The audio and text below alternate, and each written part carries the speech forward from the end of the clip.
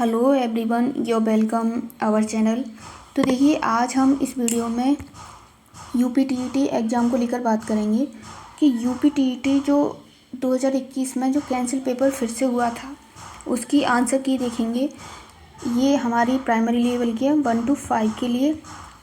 तो क्वेश्चंस का लेवल कैसा रहता है, देखिए सबसे पहले क्या करिए, आप सिलेबस को देखिए। सिलेबस देखने से क्या होता है, आपको बेसिक पैटर्न पता पड़ता है। उसके बाद जो प्रीवियस ईयर क्वेश्चन पेपर हैं 2011 से लेकर 2022 तक, 21-22 तक जब तक हुए हैं एग्ज़ाम्स, उन क्वेश्चन पेपर को देखिए। देखिए, ये एग्ज़ाम 23 जनवरी 2022 को हुआ था और यहाँ इसके जो हिंदी का सेक्शन है उसका हम सॉल्व पेपर देखेंगे और इसके साथ ही पीवाईक्यूज़ को देखने के बाद हम हैंड रिटन नोट्स किस तरीके से प्रिपेयर करें।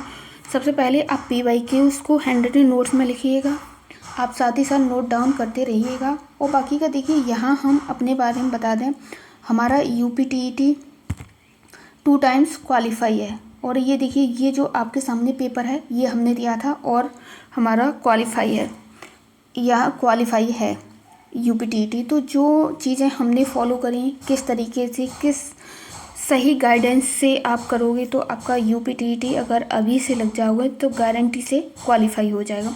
तो आज के इस वीडियो में जो ये पेपर है इसमें हिंदी का सेक्शन के जितने भी 30 क्वेश्चंस हैं उन्हें हम इस वीडियो में कवर करेंगे और एक बेसिक पैटर्न क्या होता है उसे समझेंगे।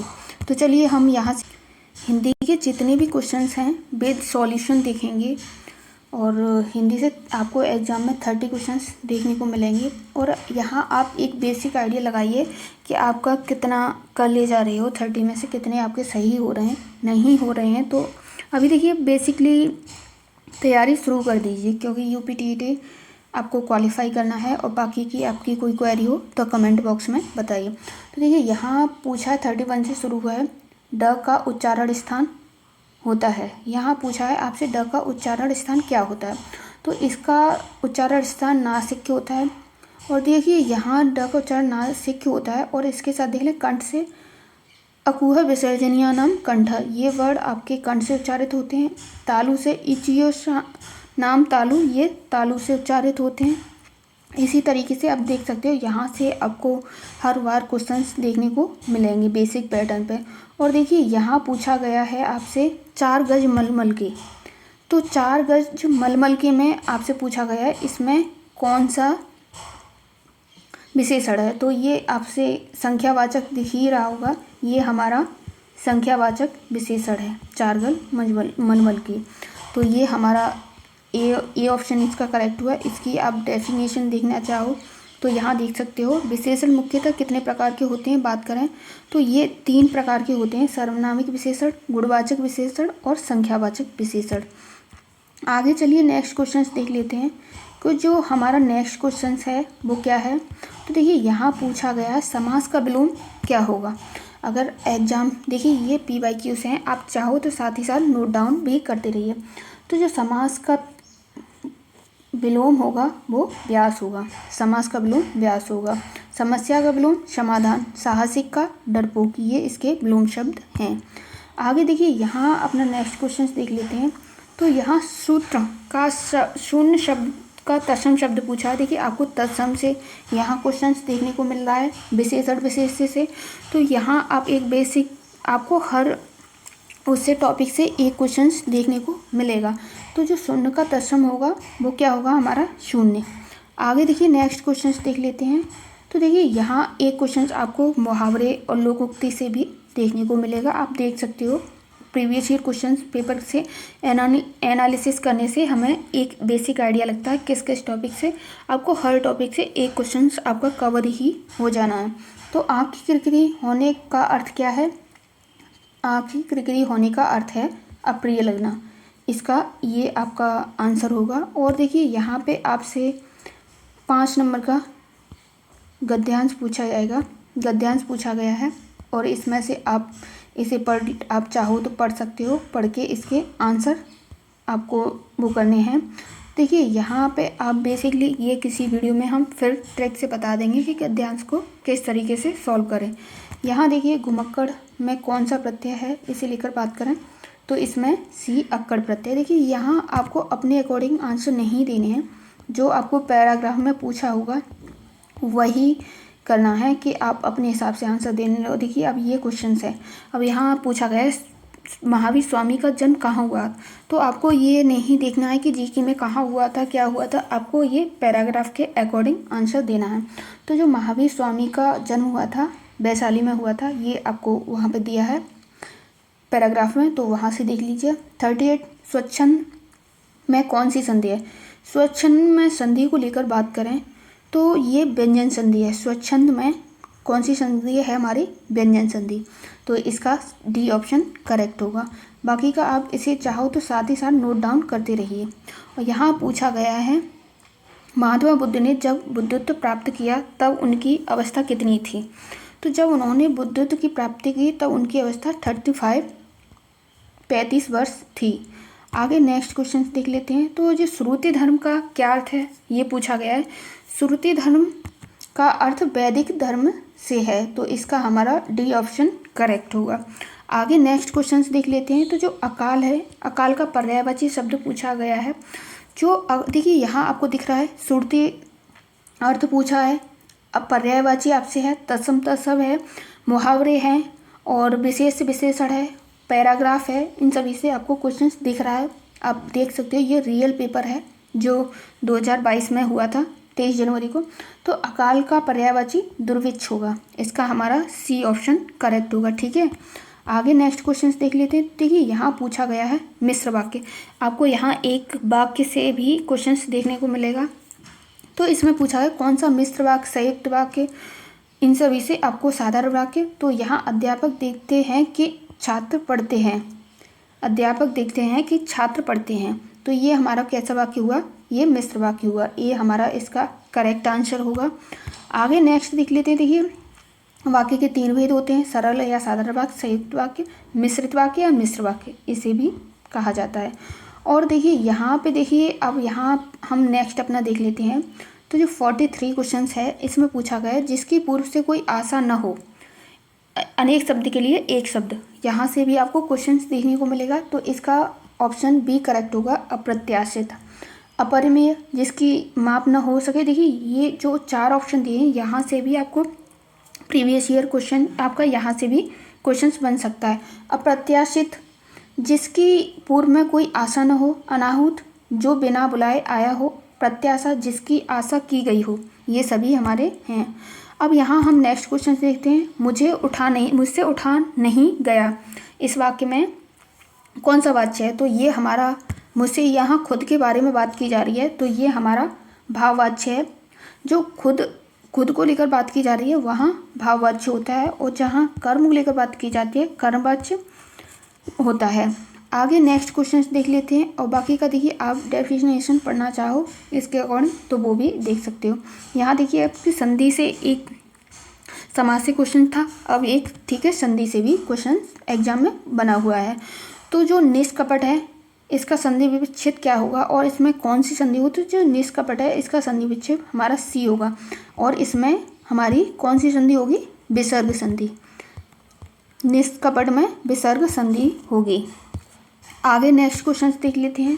तो देखिए यहाँ पूछा गया इस देश में हिंदी भाषा का प्रयोग लिखने एवं बोलने में किया जाता है। तो जो मॉरिशस देश है यहाँ पे हिंदी भाषा का प्रयोग लिखने और बोलने दोनों में किया जाता है। डी ऑप्शन हमारा इसका करेक्ट होगा। आगे देखिए नेक्स्ट क्वेश्चन देख लें। सूरसागर किस भाषा की रचना है? आपको एक क्वेश्चन रचना और रचना से भी देखने को एग्जाम में मिलेगा। तो ठीक है, यहाँ देख लें सूरसागर किसकी रचना है, किस भाषा की रचना है? तो ये हमारी ब्रज भाषा की रचना है। और यहाँ पूछ लिया जा सकता है ये किसके द्वारा लिखी गई? तो ये सूरदास ने सूरसागर की रचना की थी। आगे नेक्स्ट क्वेश्चन देख लेते हैं। तो देखिए यहाँ पूछो वीरों का कैसा हो बसंत कविता किसने लिखी है? देखिए यहाँ रचना पूछी गई है, आप देख सकते हो। ठीक है, यहाँ से भी क्वेश्चंस है। तो ये सुभद्रा कुमारी चौहान के द्वारा पूछी गई है। बी ऑप्शन हमारा इसका करेक्ट होगा। आगे अपना नेक्स्ट क्वेश्चन देख लेते हैं। तो देखिए यहाँ पूछा गया है, देखिए यहाँ पूछा गया है क्षेत्रीय में कौन सा विशेषण है? विशेषण से दो क्वेश्चंस पूछे गए हैं। क्षेत्रीय में एक संख्यावाद वहाँ पे संख्यावाचक उसका डिटेल में पूछा था, परिणामवाचक जो होता है उसका, और यहाँ क्षेत्रीय में कौन सा विशेषण है पूछा गया है, तो ये गुणवाचक विशेषण होगा, हमारा सी ऑप्शन करेक्ट है। आगे नेक्स्ट क्वेश्चन देखते हैं। चौराहा, चौराहा में कौन सा समास है? समास से 2 क्वेश्चन आपको देखने को मिले अब तक। तो जो चौराहा है उसमें हमारा द्विग समास होगा, चौराहा में द्विग समास होगा। और आगे नेक्स्ट बात कर लें, नेक्स्ट क्वेश्चन देखिए अपना। तो देखिए यहाँ पूछा गया निम्नलिखित में से मौखिक अभिव्यक्ति का मुख्य रूप कौन सा है? तो आशुभाषण है जो मौखिक अभिव्यक्ति का रूप है, और मौखिक अभिव्यक्ति का रूप अनुभाषण आशुभाषण का एक तरीका है जिसमें भाषण पूर्व विषय के बारे में बताया जाता है। आगे नेक्स्ट क्वेश्चन देख लेते हैं। हमारा नेक्स्ट क्वेश्चन क्या होगा? देखिए हिंदी भाषा में कितनी बोलियां हैं पूछा गया है। हिंदी भाषा में हमारी 18 बोलियां हैं, और यहीं संस्कृत में पूछ लिया जाए तो संस्कृत में हमारी 22 होती हैं, 22 हैं संस्कृत में भाषा या बोलियां। आगे नेक्स्ट क्वेश्चन देख लें। तो देखिए यहाँ कई बार होता है 8वीं अनुसूची में 22 भाषाओं का उल्लेख है, ऐसे है। अब यहाँ इसका सामाजिक में मूल शब्द क्या है और इसमें प्रत्यय क्या लगा है, ये पूछा गया आपसे। तो जो सामाजिक है इसका आप देख सकते हो, समाज धन इक, तो ये हमारा क्या बनेगा? सामाजिक। तो इसका हमारा डी ऑप्शन करेक्ट होगा। आगे नेक्स्ट क्वेश्चन देख लेते हैं। तो देखिए यहाँ हमारा बेसिक पर्पज़ है कि पहले क्वेश्चन पेपर को देखें कि किस तरीके से क्वेश्चंस एग्जाम में बन रहे हैं, उसी पैटर्न के आधार पर हम आगे अपनी प्रिपरेशन करें। तो देखिए यहाँ पूछा तद्भव पत्रिका का संपादक का नाम बताइए। तद्भव पत्रिका थी, उसके संपादक कौन थे? तो इसके संपादक थे अखिलेश। इसका हमारा डी ऑप्शन करेक्ट होगा। तद्भव पत्रिका के समकालीन हिंदी साहित्य का हस्ताक्षर जो अखिलेश थे उन्होंने किए। त्रैमासिक पत्रिका है ये, और ये लखनऊ उत्तर प्रदेश से प्रकाशित हुई। आगे नेक्स्ट क्वेश्चंस देख लेते हैं। तो 12 बरस लो कुकर जीवें और 13 लो जिए सियार, ये पंक्ति किसकी है और कौन सी रचना की है? तो देखिए यहाँ पे इसका डी ऑप्शन करेक्ट होगा, जगनिक की है। आगे नेक्स्ट क्वेश्चन देख लेते हैं जो कि हमारा 56 है। तो यहाँ देखिए बात की किस शब्द की वर्तनी सही है। यहाँ पे शुद्ध अशुद्ध अशुद्ध वर्तनी से भी क्वेश्चंस आपसे पूछा जाएगा। तो जो अनुग्रहित है वो किस तरीके से लिखा जाता है, ये पूछा गया है। तो जो अनुहित है ये हमारा अनुग्रहित इस तरीके से लिखा जाता है, इसका बी ऑप्शन हमारा करेक्ट होगा। अब क्वेश्चन नंबर 57 देखते हैं। इसमें क्या हुआ? शुद्ध शब्द। देखिए शुद्ध अशुद्ध से आपको 2 क्वेश्चंस देखने को मिले, 2 3 क्वेश्चंस हर टॉपिक से आपको देखने को मिलेंगे ही हिंदी ग्रामर से। तो जो शुद्ध शब्द है इसमें पूछा गया है, इसका हमारा पैतृक, ये हमारा शुद्ध शब्द होगा, इसका हमारा बी ऑप्शन करेक्ट होगा। आगे देखिए नेक्स्ट देख लेते हैं। तो जो उच्चारण स्थान है वहाँ से देखिए एक और क्वेश्चन पूछा गया है। तो जो इची अशानाम तालु, आप ये संस्कृत अगर ले रहे हो तो ये आपको सूत्र याद हो जाएंगे। तो जो स का उच्चारण स्थान है वो क्या होगा? हमारा तालु, ए ऑप्शन करेक्ट होगा, इसका हमारा ए ऑप्शन करेक्ट होगा। आगे देखिए नेक्स्ट क्वेश्चन देख लेते हैं 59। इसमें पूछा अत्यंत शब्द में प्रयुक्त उपसर्ग है। जो अत्यंत शब्द है इसमें उपसर्ग क्या लगा है, ये पूछा है आपसे। तो जो अति उपसर्ग है इसका प्रयोग हुआ है अत्यंत में, अति धन अंत, इस तरीके से। तो इसका हमारा डी ऑप्शन करेक्ट होगा, ठीक है। आगे नेक्स्ट क्वेश्चन देख लेते हैं जो कि हमारा हिंदी का लास्ट क्वेश्चन है। तो उपत्याका का अर्थ क्या होगा? जो उपत्याका शब्द है इसका क्या अर्थ हुआ?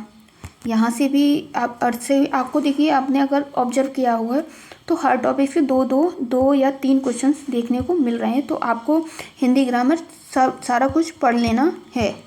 तो उपत्याका अर्थ क्या है? तो ये पर्वत के पास की जो भूमि होती है उसे उपत्याका बोला जाता है। तो जितने भी ये हमारे उसके पेपर थे, हिंदी के 30 क्वेश्चंस थे, वो हमने यहाँ सभी देख लिए हैं। और बाकी का आपकी कोई क्वेरी हो तो कमेंट बॉक्स में बताइए। अब क्या है, इसी तरीके से हम जितने भी हिंदी के प्रीवियस ईयर क्वेश्चंस हैं उन्हें देख लेंगे। और इसका देखिए आप साथ ही साथ नोट डाउन भी करते रहिए। जैसे आप एक अपना सिलेबस कवर करोगे तो वहाँ पे ये आपको एक पिलर के रूप में काम करेंगे। तो आज के लिए बस नहीं, आगे के क्वेश्चन नेक्स्ट वीडियो में देखेंगे। बाकी का आपको फ्री नोट्स, PDF या कोई भी क्वेरी हो तो आप टेलीग्राम चैनल का लिंक बायो में दे देंगे, वहाँ से ज्वाइन कर लीजिएगा। तो आज के लिए बस इतना ही। Thanks for watching this video.